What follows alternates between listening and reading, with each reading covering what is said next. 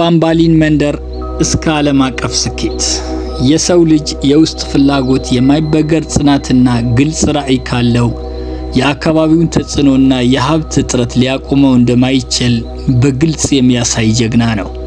ስኬት በአጋጣሚ የሚገኝ ሳይሆን ዕለት ተዕለት በምንከተላቸው መርሆች የሚገነባ ነው ይለናል የሳዲዮ ማኔ የህይወት ጉዞና የስኬት ሚስጥሮች። የሳዲዮ ማኔ ታሪክ ከተራ የድህነት ታሪክ በላይም ነው። የሰው ልጅ የውስጥ ፍላጎት የማይበገር ጽናት፣ ግልጽ ራዕይ ካለው የአካባቢው ተጽዕኖና የሀብት እጥረት ሊያቆመው አይችልም ይለናል። ሳዲዮ የተወለደው በሴኔጋል ደቡባዊ ክፍል በሚገኘው ባምባሊ በተባለች አነስተኛና ገጠራማ መንደር ውስጥ ነው። መንደሯም የጤና አገልግሎት፣ የመብራትና የንጹህ ውሃ እጥረት የነበረባት፣ አብዛኛው ህዝብም ከእጅ ወደ አፍ በሆነ የእርሻ ምርት የሚተዳደር ማህበረሰብ ነበር። ሳዲዮ ገና በ7 ዓመቱ አባቱን አጣ። አባቱ የሞተው በሽታው ከባድ ስለነበረ ሳይሆን በመንደራቸው ውስጥ አንድም ሆስፒታል ባለመኖሩ ነበር። ይህ ክስተት በሳዲዮ አእምሮ ውስጥ ትልቅ ጠባሳ ቢጥልም በዚህ ጠባሳ ታስሮ መቅረትን ግን አልመረጠም። ይልቁንም ይህንን ክስተት እንዲፈጠር ያደረገው ችግር በኔ መፈታት አለበት በሚል ትልቅ ህልም አለመ።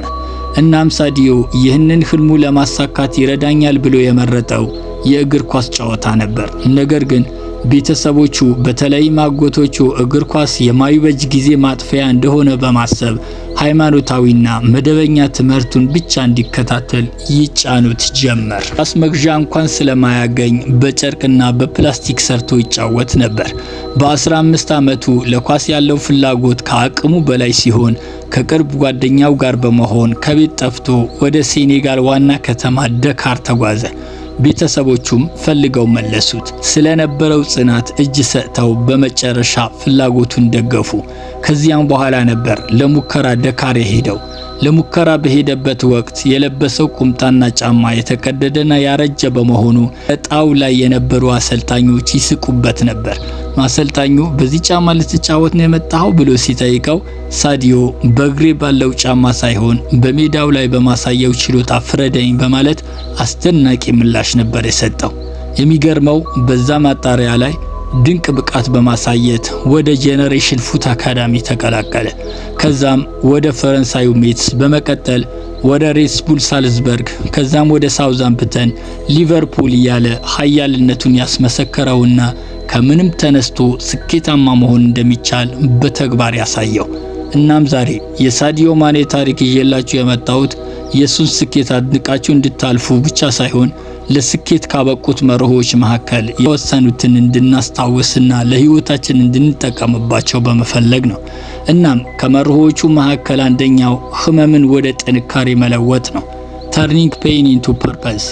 የማኔ አባት የሞተው በጤና ተቋም እጥረት በመሆኑ ማኔ ይህንን ድክመት በመጠቀም በባምባሊ ዘመናዊ ሆስፒታልና ትምህርት ቤት መገንባት፣ ለሌሎች የሱን አይነት ዕጣ ፈንታ እንዳይገጥማቸው ማድረግ ህልሙን አደረገ። በሚገርም ሁኔታ ዛሬ ላይ ህልሙን እውን አድርጎ አሳይቷል። ይህ የሚያስተምረን አንድን ችግር ሲገጥመን ጭብለን እንድናማረር ሳይሆን ለዛ ችግር መፍትሄ እንድናበጅ ነው ማለት ነው። ሁለተኛው የማይናወጥ ራዕይና ድፍረት፣ unwavering vision and courage። ማንም በማይደግፈንና በማያምነን ወቅት እንኳን ህልማችንን ለማሳካት ከባድ እርምጃዎች መውሰድ ወሳኝ ነው ይለናል። ሶስተኛው ትህትናና ከፍተኛ ስነ ስርዓት፣ humility and self discipline።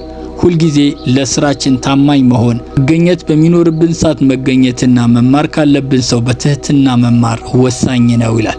አራተኛ እውነተኛ ሰላምና ደስታ የሚገኘው ከራሳችን አልፈን ለሌሎች መኖር ስንችል ነው። ግጥም ለሌሎች የመኖር ህልም በውስጣችን ከገባ በየትኛውም የእድሜ ክልል ውስጥ ብንሆን እንኳ ስኬታማ እንደምንሆን እናምናለን። ምክንያቱም ስኬት በራዊ ህይወት ውስጥ የምንፈልገውን ዓላማ ማሳካት መቻል ነው።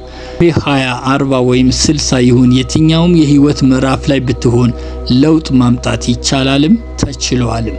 ለምሳሌ ኮሎኔል ሳንደርስ የኬኤፍሲ መስራች ስኬታማ የሆነው በ65 ዓመቱ ነበር። እስከዚያ እድሜ ድረስ የተለያዩ ስራ የቀያየረ የወደቀና የከሰረ ሰው ነበር። ሌላኛው ሬይ ክሮክ ማክዶናልድስ የዓለም አቀፍ ተቋም ያደረገው በ52 ዓመቱ ንግድ ሲጀምር ነበር። በተጨማሪም ሞሞፋኮ አንዶ ኢንስታንት ሬመን ፈጣን ፖስታ የፈጠረውና የስኬታማ ካምፓኒ ባለቤት የሆነው በ48 ዓመቱ መጨረሻዎች ላይ ነበር። እናም ያደግንበት ሁኔታ ምንም ያህል ከባድ ቢሆንና አሁን ያለን የእድሜ ክልል የትም ይሁን የታችን ለመለወጥና አዲስ የስኬት መንገድ ለመጀመር ከወሰንን ለስኬታችን የሚረዱን የተወሰኑ መርሆችን እናስታውስ። አንደኛው የአስተሳሰባችንን ቅርጽ መቀየር ነው ይለናል። ያደግንበት ድህነት ደካማ የሚያደርገን ሳይሆን ከሌሎች በላይ ጠንካራና ችግሮችን ተቋቁመን ለማለፍ የሚረዳን ጥንካሬያችን መሆኑ መረዳት ያስፈልጋል። እናም ያለፈው ታሪካችን ደግሞ ትምህርት የምንወስድበት እንጂ አስሮ የሚያስቀረን ሊሆን አይገባም። ሌላኛው በእጃችን ባለው መጀመር ነው። ሁሉም ነገር እስኪሟላ መጠበቅ መሸወድ ነው። እጃችን ባለው አነስተኛ ገንዘብ፣ እውቀት ወይም ክህሎት ስራችንን በመጀመር እያሳደግን መሄድ ይኖርብናል። ሶስተኛው ክህሎትን ማሳደግ ነው። በየትኛውም የእድሜ ክልል ውስጥ ብንሆን አዲስ ክህሎት መማር፣ የቴክኖሎጂ እውቀቶችን ማዳበርና የእጅ ሙያዎችን በመማር ራሳችንን በገበያ ውስጥ ዋጋ ያለው ሰው ማድረግ ወሳኝ ነው። ሌላው ቀጣይነት ያላቸው እርምጃዎችን መውሰድ ነው። በአንድ ቀን ውስጥ ትልቅ ተአምር ለመፍጠር አትሞክሩ። በየቀኑ የምናደርጋቸው ትናንሽ አዎንታዊ እርምጃዎች ድምር ውጤት ነው ስኬት የሚገነባው። ሌላኛው ደግሞ ትስስርና አካባቢን ማስተካከል ነው። አስተሳሰብ ድሆች ከሆኑ ተስፋ ከሚያስቆርጡና ሁልጊዜ ከሚያማርሩ ሰዎች ራቅ በሉ። በተቃራኒው ድህነትን አልፋችሁ ስኬታማ መሆን የምትችሉበትን መንገድ ከሚያሳያችሁና ከሚያበረታቷችሁ ሰዎች ጋር ትስስር መፍጠር በእጅጉ ይጠቅማል። በአጠቃላይ የሳዲዮ ማኔ ታሪክ የሚያስተምረን ትልቁ እውነት ወደዚህ ዓለም እንዴት እንደመጣን ሳይሆን ከዚህ ዓለም እንዴት እንደምንሄድ የመወሰን አቅሙ በእጃችን ላይ መሆኑ ነው። እድሜ ቁጥር ነው። ያደግንበት ሁኔታ ደግሞ የመነሻ ነጥባችን እንጂ የማጠናቀቂያ መስመራችን አይደለም።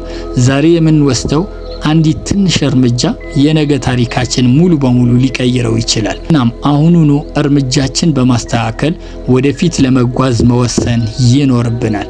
እስከ መጨረሻው አብራችሁኝ ስለቆያችሁ ደስ ብሎኛል። በሚቀጥለው ማራኪና ጠቃሚ ቪዲዮ ደግማችሁ እንድታገኙኝ ሰብስክራይብ በማድረግ ቤተሰብ ሆኑ። እወዳችኋለሁ። ባይ